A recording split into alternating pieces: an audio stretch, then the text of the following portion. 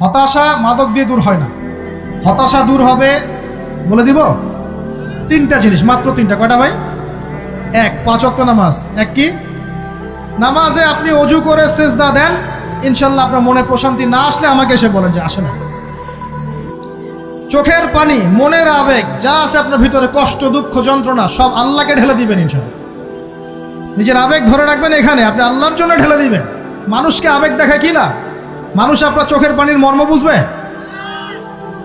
মানুষ কি মানুষের চোখের পানির মর্ম বুঝে? আপনার পিতা যদি মারা যায়, আমার কাছে এসে দোয়া চান কান্নাকাটি করে, আমি দোয়া করতে পারবো, কিন্তু আমি কিন্তু আপনার ফিলিংসটা বুঝতে পারবো না।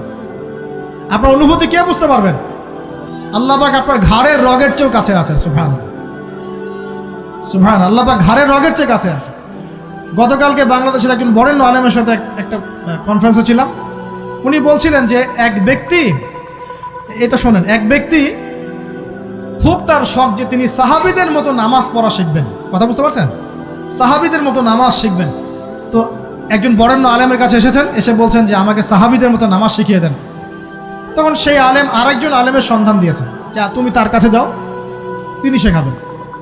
তো সেই ব্যক্তি একটু অবাক হয়েছেন, কারণ যাকে প্রশ্ন করেছিলেন তিনি অনেক বড় মুহাদ্দিস, আর যার কাছে পাঠানো হচ্ছে তিনি অত বড় মুহাদ্দিস নন, কিন্তু আবেদ, আমল করেন।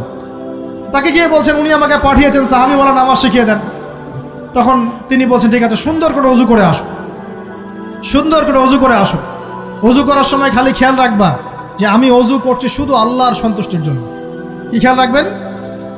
অজু করছি শুধু আল্লাহকে রাজি খুশি করার জন্য অজু করছে, আর কোনো উদ্দেশ্য নাই আমার। অজু করতে যাচ্ছে, তিনি আবার বলছেন দাঁড়াও, শুধু আল্লাহকে রাজি খুশি করার জন্য অজু করো। আবার শুরু করছেন, আবার বলছেন শোনো, শুধু আল্লাহকে রাজি খুশি করার জন্য অজু করো।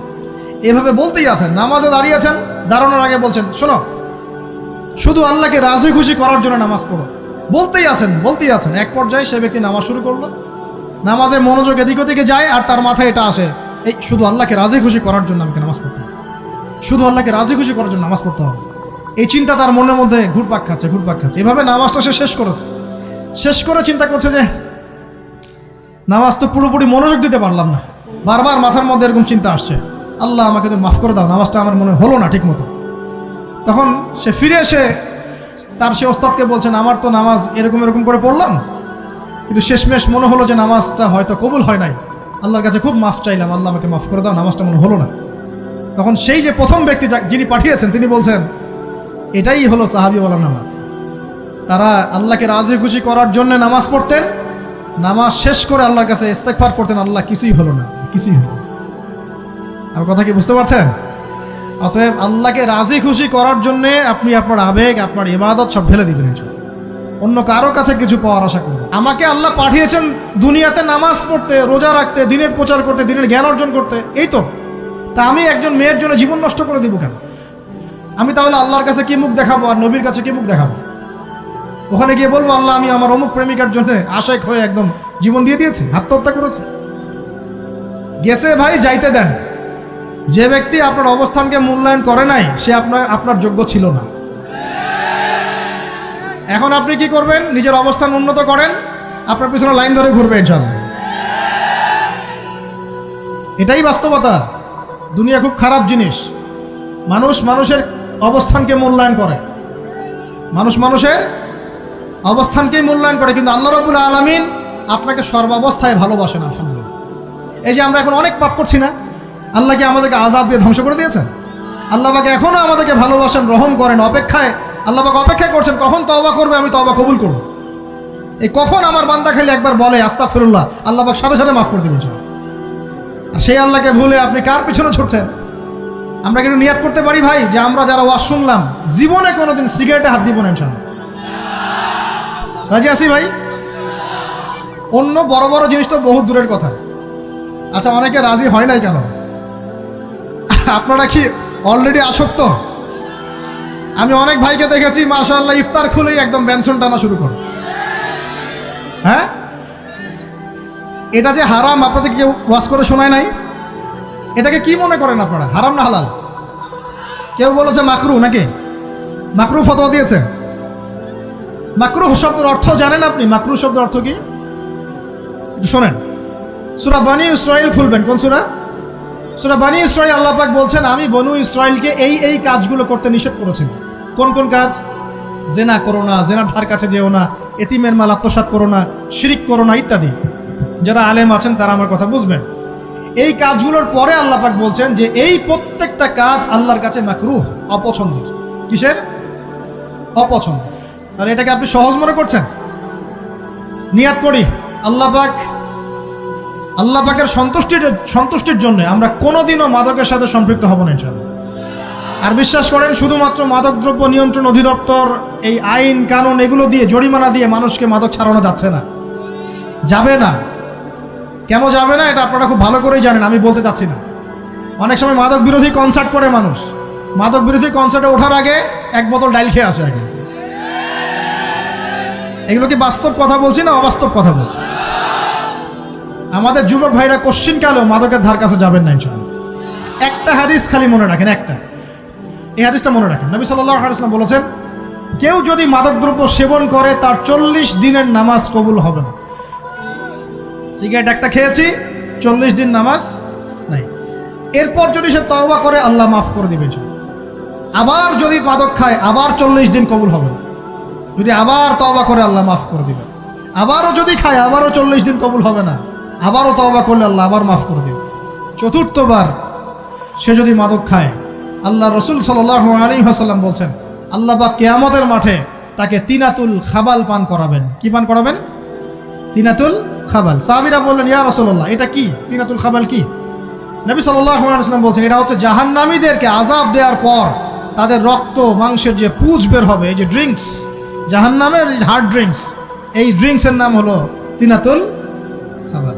আল্লাহ পাক আমাদের সবাইকে মাদক থেকে বাঁচিয়ে রাখুন। আমল হচ্ছে কোরআন তেলাওয়াত। যে ব্যক্তি কোরআন তেলাওয়াত করতে পারে নিয়মিত, তার মনের মধ্যে এই হতাশা, এই ভীরুতা, এই কাপুরুষতা কিচ্ছু আসবে না ইনশাআল্লাহ। আমি গ্যারান্টি দিচ্ছি আপনাকে, হতাশা আসবেই না আপনার মনে যদি আপনি কোরআন বুঝতে পারেন। কোরআনের একটা আয়াত নিয়ে কোনো সময় দেখা যায় 2-3 ঘন্টা সময় পার হয়ে যাচ্ছে, আয়াতটা ছেড়ে সামনে যেতে পারছি না। কোরআনের ভিতরে ঢুকলে আপনি দুনিয়ায় ভুলে যাবেন কি হচ্ছে আশপাশে।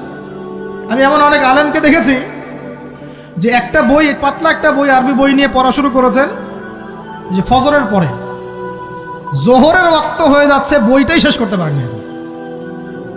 বুঝতে পারবেন না, যখন আপনি ইলমের ভিতরে ঢুকে যাবেন, কোরআনের ভিতরে, হাদিসের ভিতরে, আপনার দুনিয়ার খেয়ালই নাই। একজন আলেম, তিনি এক রাত্রে একটা বই লিখেছিলেন, চটি বই, এক রাত্রের মধ্যে। বলা হচ্ছে, তার সম্পর্কে বলা হচ্ছে যে রাতের খাবার তাকে দেয়া হয়েছে, যে আপনি এটা খেয়ে নেন। খাবারটা পাশেই আছে, খাবারটা খাবো, এটা লিখে খাবারটা খাবো, এরকম তার চিন্তা ছিল। ফজর হয়ে গেছে, বই লেখাও শেষ, খাবার এই অবস্থায় পড়ে আছে, ডুবে গেছেন ভিতরে, খাওয়ার মাথায় খেয়াল নাই। এরকম হয়। একজন মনীষী, বিখ্যাত মনীষী, রিয়াদুস সালেহীন কিতাবের রাইটার, সংকলক আল্লামা নববী রাহিমাহুল্লাহ, এরকম সারা রাত চলে গেছে, পাশে 2টা খেজুর, ওই 2টা খেজুর খাওয়ারই সময় পান। হাদিস নিয়ে গবেষণা করতে রাত পার হয়ে গেছে। আমি বলতে চাচ্ছি, যখন ইলমের ভিতরে, কোরআন হাদিসের ভিতরে ঢুকে যাবেন, আপনার দুনিয়ার খেয়াল আপনার চলে যাবেন সব। এই টেনশন, হতাশা, এই সেই বাদ। তখনই আল্লাহ পাক আপনাকে তার পক্ষ থেকে রহমত দিবেন, বরকত দিবেন, আল্লাহ আপনার দুনিয়ার কাজগুলো করে দিবেন ইনশাআল্লাহ। তখন দেখবেন কেউ আপনার দুনিয়ার ওই কাজটা করে দিয়েছে, কেউ ওই কাজটা করে দিয়েছে, কেউ বাসায় খাবার পাঠিয়ে দিয়েছে, আল্লাহ পাকই এগুলো করাই দিবেন ইনশাআল্লাহ। তো প্রিয় ভাইরা, মাদকে যাব না আল্লাহর কাছে আসবো? 2 নাম্বার কোরআন তেলাওয়াত, 3 নাম্বার আল্লাহর জিকির। 3 নাম্বার কি ভাই?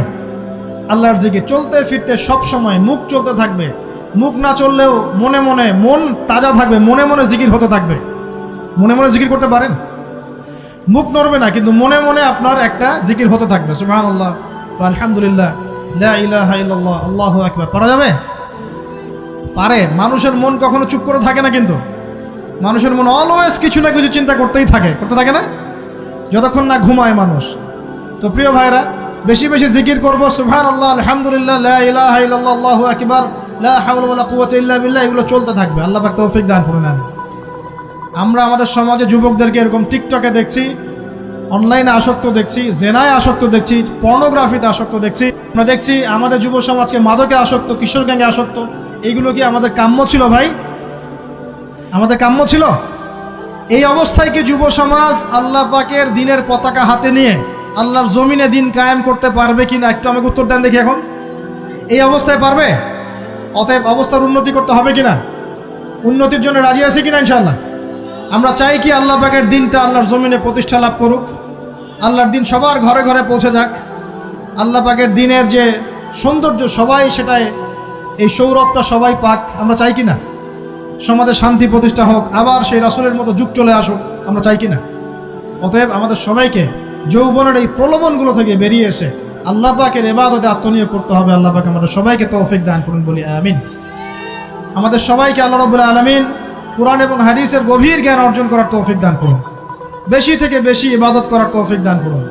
আল্লাহ পাক সবাইকে হারাম সমস্ত রিজিক থেকে বাঁচিয়ে রাখুন, জেনা, ব্যভিচার এবং নারীর ফিতনা, মাদক থেকে আল্লাহ বাঁচিয়ে রাখুন। আল্লাহ পাক আমাদের সবাইকে হালাল রিজিক, হালাল সম্পর্ক যথেষ্ট করে দিন। আল্লাহ পাক আমাদের সবাইকে যেন দিনের দাওয়াতের মেহনত করার তৌফিক দান করেন এবং আলেম ওলামার সাথে পরামর্শ করে দিন শেখার এবং বোঝার তৌফিক দান করেন। যুবতী দিনী বোনদের জন্য, এখানে বোনরা আছেন না? আছেন কি না? দিনী বোনরা আছেন? একটা নসিহত দিনী বোনদের জন্য আমি একটা নসিহত করতে চাচ্ছি, একটা নসিহত। আমার এই একটা নসিহত একটু মন দিয়ে শুনুন প্রিয় দিনী বোন। রাসূলুল্লাহ সাল্লাল্লাহু আলাইহি ওয়াসাল্লাম আমাদের দিনী বোনদের জন্য জান্নাতে যাওয়ার একটা ফর্মুলা বলে দিয়েছেন। আমি কি বলবো সেটা? আচ্ছা, রাসূলুল্লাহ সাল্লাল্লাহু আলাইহি ওয়াসাল্লাম বলেছেন আমাদের দিনী বোনেরা, আমাদের মায়েরা, এই নারী জাতি মাত্র 4টা কাজ করলে জান্নাতের যে কোনো দরজা দিয়ে ইচ্ছা প্রবেশ করতে পারবেন। খুশি হন নাই? কয়টা কাজ? মাত্র 4টা। এক, যদি আমাদের দিনী বোনেরা 5 ওয়াক্ত নামাজটা ওয়াক্ত মতো পড়ে, আল্লাহ পাক তৌফিক দান করুন, বলি আমিন। 2 নাম্বার, যদি তারা রমাদান মাসের রোজাটাকে ঠিক মতো আদায় করতে পারে। 1 নাম্বার 5 ওয়াক্ত নামাজ ঠিকঠাক আদায় করা, 2 নাম্বার রমজান মাসের সওম রাখা, 3 নাম্বার তাদের লজ্জাস্থানের হেফাজত করা, মানে শরঈ পর্দা মেনটেন করা, শরঈ পর্দা মেনটেন করা। এবং আমি বলে দেই, চেহারাটা আপনাদের পর্দার অন্তর্ভুক্ত। এটা নিয়ে অনেক বাকবিতণ্ডা হয় না সমাজে, চেহারা দেখানো যাবে কি যাবে না ইত্যাদি। চেহারা আপনার পর্দার অন্তর্ভুক্ত বিষয়, ফুল স্টপ। এর উপরে ফতোয়া অনেকভাবে দিচ্ছে, কিন্তু বরেণ্য উলামায়ে কেরামের কিতাবগুলো ঘাটাঘাটি করেন, তাদের ফতোয়া হচ্ছে চেহারা আপনার পর্দার অন্তর্ভুক্ত বিষয়, চেহারা ঢেকে রাখবেন। আল্লাহ পাক তৌফিক দান করুন। চোখ থাকবে খোলা, ঠিক আছে। 4 নাম্বার, স্বামীর আনুগত্য করতে হবে। স্বামীর আনুগত্য, এই যে আনুগত্য শব্দ শুনলেই মানুষের একটা মানে নেগেটিভ ধারণা তৈরি হতে পারে। স্বামীর আনুগত্য মানে কি আমি তার দাসত্ব করব? আনুগত্য মানে, প্রিয় দিনী বোন, আনুগত্য মানে দাসত্ব নয়। আনুগত্য মানে কোরআন সুন্নাহর যে বিধানগুলো আপনার স্বামী আপনাকে পালন করতে বলবে, আপনি সেগুলো করবেন, আপনি করতে বাধ্য। কিন্তু স্বামী যদি কোরআন সুন্নাহর বাইরে কিছু করতে বলে, সেটা মানতে আপনি বাধ্য নন। স্বামী যদি আপনাকে বলে যে সুদ খাও, এই সুদি এনজিওতে আসো, নাম লেখাও। স্বামী যদি আপনাকে বলে যে আসো বেপর্দায় বাইরে যাই, সাজুগুজু করে বের হও, চলো ঘুরে আসে বেপর্দায়। স্বামী যদি বলে দেবরকে একটু খাবারটা দিয়ে আসো, আমার অফিসের কলিগ আসছে, খাবার পরিবেশন করো, আসো ডাইনিংয়ে আসো, এই যে হারাম কাজ, বেপর্দার আদেশ করছে, সুদের আদেশ করছে, আপনি সেগুলো পালন করবেন। কিন্তু হালাল বৈধ যে কোনো বিষয় আপনি স্বামীর আনুগত্য করবেন, এটা আপনার উপর ফরজ। এই 4টা কাজ যদি আপনি করতে পারেন, জান্নাতের যে কোনো দরজা দিয়ে ইচ্ছা আপনি প্রবেশ করতে পারবেন ইনশাআল্লাহ। আল্লাহ পাক আমাদের দিনী বোনদেরকে এই 4টা কাজ করার তৌফিক দান করুন।